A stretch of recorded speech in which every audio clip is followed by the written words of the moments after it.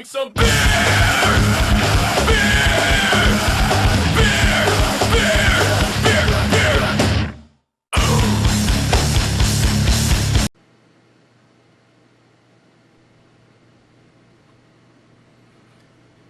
Guys, today is July 5th.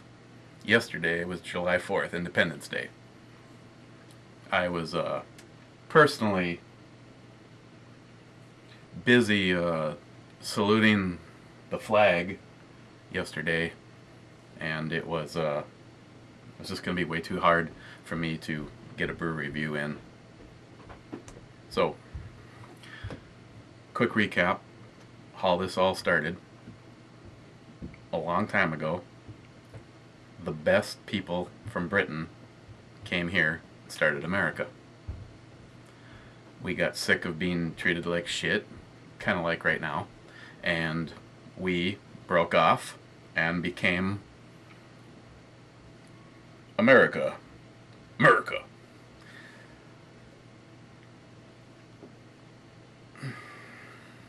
And yeah, so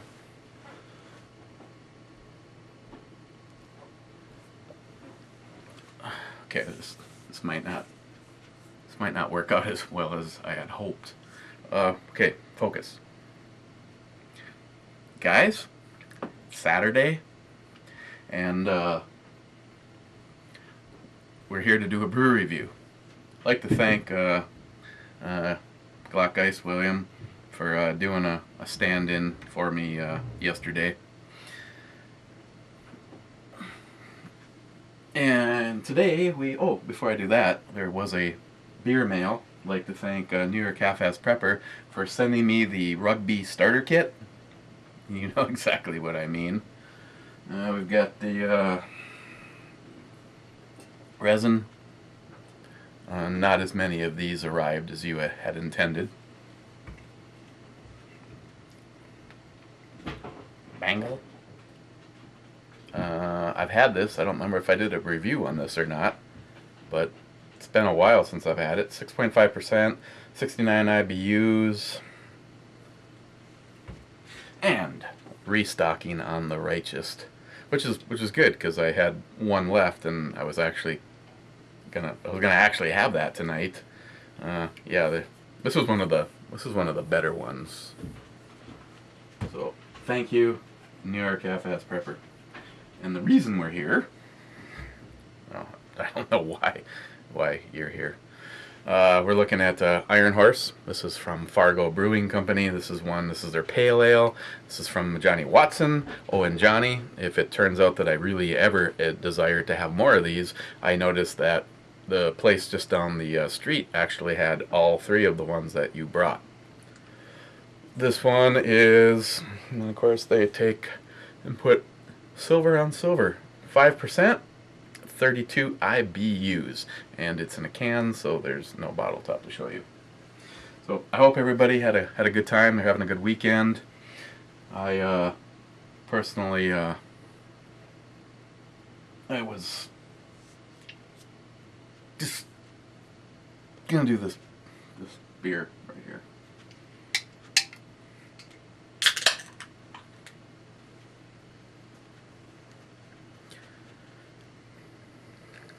It looks something like this.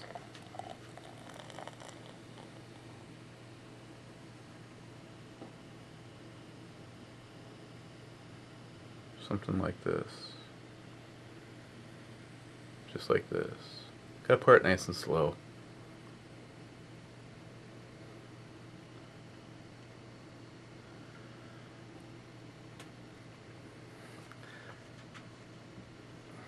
I'm just a patriotic kind of guy, you know. I was just trying to find things that, see, like, look, she's proud. she's really proud. Okay, so it has kind of a, almost looks like a wheat beer, to be honest. Lots of head. Someone remind me not to ever put a slide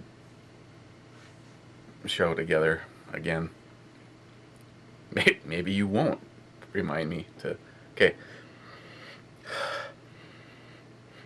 Okay, this is a pale ale, and if I was doing a blind sniff test here, I would tell you that I was holding an IPA. It has a really nice sweet citrus smell to it, and even a little bit of the bread notes.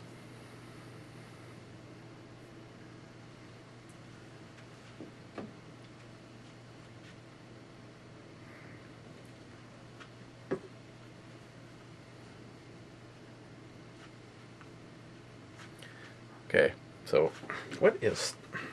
Sorry. But yeah, easily sidetracked. Okay, so cheers, guys. I hope everybody had a safe and fun time. Tom, and you know, from this comment, I'm sorry you ended up so busy last night. Another example of what can go wrong with fireworks. What started off as a good time ended up being a tree and was it 1 or 2 houses? So it's another warrior on the front lines. So cheers goes out to everybody that maybe had less fun than they wanted to yesterday.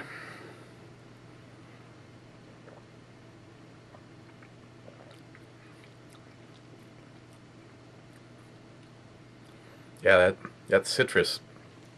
God, once again. Pale ale. Okay.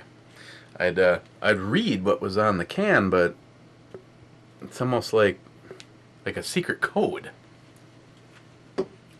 That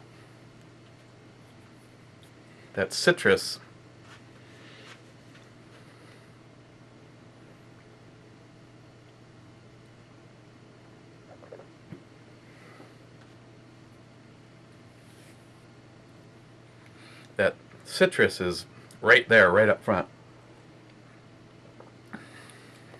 Unlike some of the IPAs, everything, even though you get that citrus kick right up front, and you notice like big tropical fruit in there, orange, maybe a little mango, tangerine. It almost has a lot more of that than what you get like for the grapefruit part of it.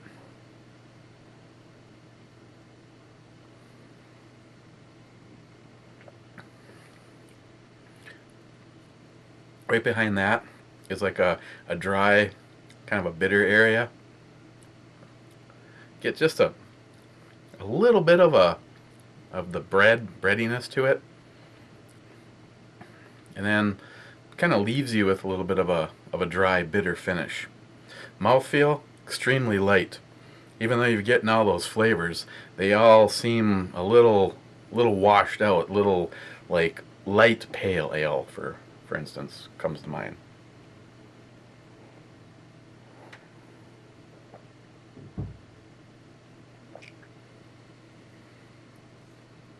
In the event of a water landing, she comes with her own flotation device.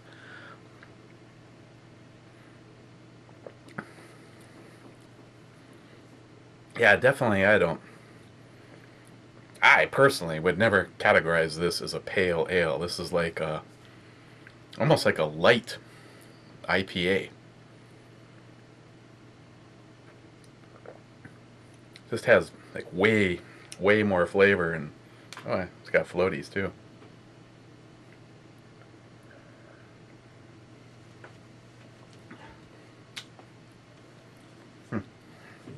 Okay, Iron Horse Pale Ale from Fargo Brewing Company. I have to say, I wouldn't really classify this as a pale ale. I mean, it's almost more like a starter kit for an IPA.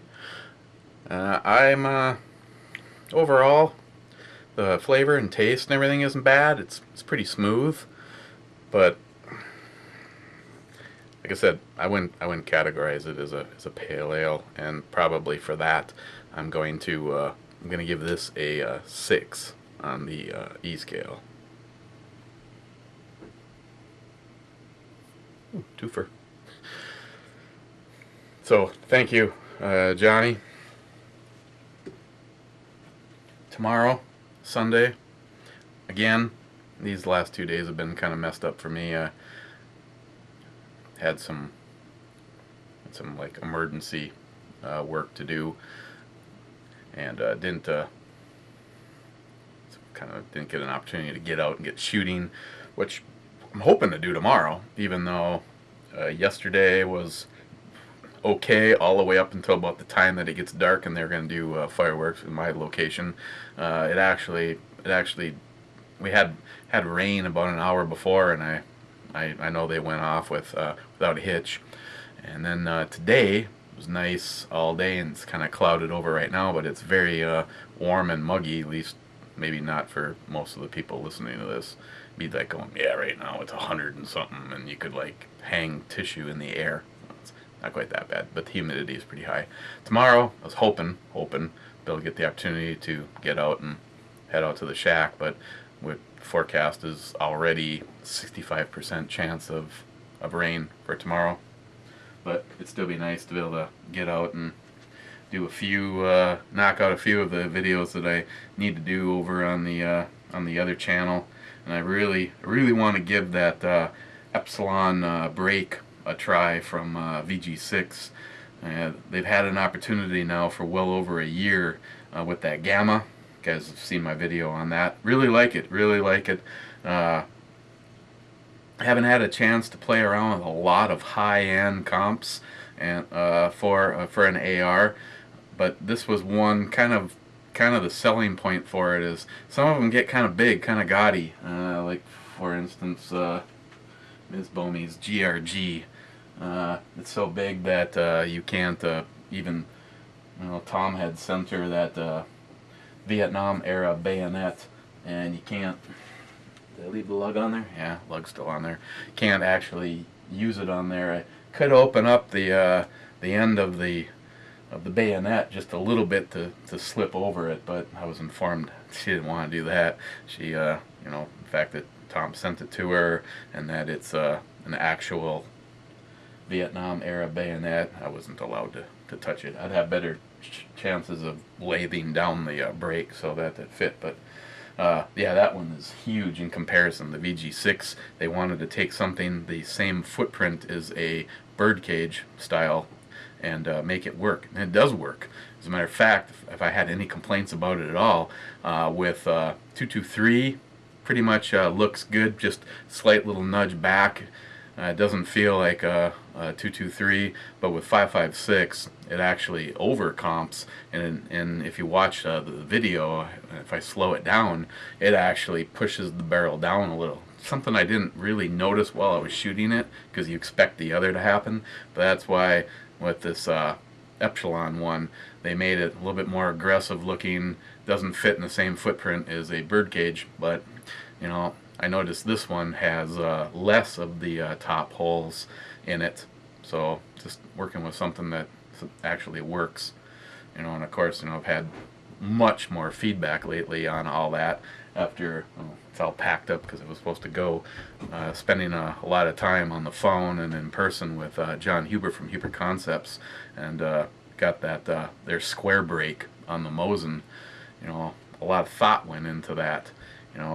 Not for him, he honestly didn't give a flying shit how it looked. It was how it had to perform, and he put a lot of effort in it. I've already talked about it, so I won't waste my time talking about it again. Let's just say that was supposed to be function over form. I personally like the way it looks. Some of you didn't like the fact that it's square, and everybody's brain wants you to stick with a round brake, to stick with the round barrel, but I can tell you right now that that's not going to come off the Mosin because of how well it works, and that's what's the most important. is that it does what it's supposed to. If you guys were here, which a lot of you will get the opportunity in September, shoot my stock Mosin side by side. Of course, the first thing that will come with that, everybody that's going to be here, keep this in mind, is both of my Mosins now have Huber Concepts triggers in it. The stock looking one, I didn't want to go overkill. I want it to be vintage looking. I just wanted it to be a little bit more fun to shoot.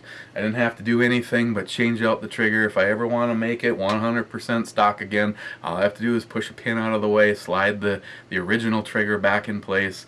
This one, I don't know if anybody would even be able to tell that that has a aftermarket trigger in it until you shoot it. Went from off the chart, I don't even know where it was, 12 to 13 pounds of trigger pull, is now at 3.5, versus the Huber Concepts Mosin is right now a pound. Actually, it's a little less than a pound. So if you're getting ready to shoot it, if you're here this summer in September and you are going to shoot it, is you're even thinking about putting your finger on that trigger and a moth flies by and farts, the gun will fire. So just make sure it's always aimed in a safe direction. But if you everybody that's going to get the opportunity to try it, keeping in mind that all I've done is I shortened up the barrel a little bit because the Mosin barrel is ridiculously long and I didn't want something that long. But with the brake on it right now, I think it's at maybe 24 inches versus the stock one started off at almost 27. But if you get in, the guys that'll get the opportunity to shoot the two of them side by side, if you didn't know they were both Mosin Nagants and you were shooting the same ammo manufacturer out of both guns, you would never believe that the Huber Concepts Mosin, my Sporter project, is the same caliber. That brake does that much. It's absolutely incredible. Ask Evil Neil. What should we look at next? Yeah. Got a few things yet. Something from Johnnie. A bunch of shit yet from NYHalfassprepper. But tomorrow, got a couple things. Actually, it's kind of funny. Why don't we, since it's on the top of the pile of the two of them, stuff that I can get. I'm a huge fan. You guys know I'm a huge fan of Bell's Brewery. Once again, Evil Neil. Seems like you're like just down the street from them. This is something that I've looked at for years, and it's the first time I've actually ever picked it up. So tomorrow, why don't we look at Kalamazoo Stout from Bell's. This one is 6% by volume, and it was bottled on 4/7/14. I like it when they put the information on there. Of course, it's a stout. This one, don't worry about how long it sits, but let's take a look at this one. So the only reason that probably still, no matter what. Like I said, the only reason there may not be a brew review tomorrow is just because of, hopefully the weather's gonna be nice. I can go out to the shack and get an opportunity to do a little shooting. As you guys already know, I need to do a video on the brake from Epsilon. I need to also do a video on the brake from Huber Concepts. You guys are like the only ones that I think have actually really seen it. I don't think I've mentioned it over there, and I really want the opportunity to try shooting the ATI AR-22 since Jason Shade got the barrel threaded for me.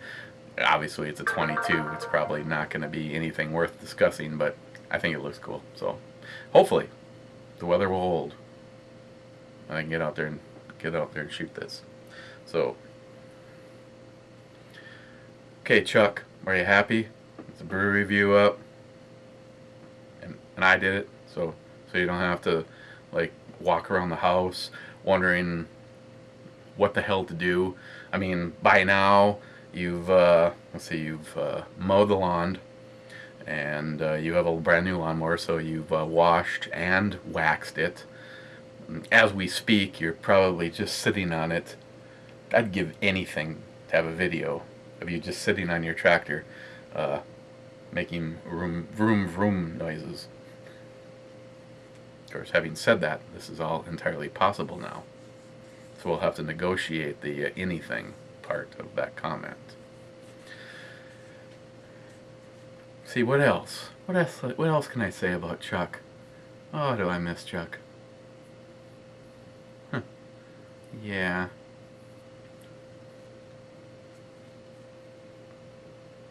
Okay. I am going to seen that one already. I am going to probably go outside and enjoy the weather, the remainder of the day off.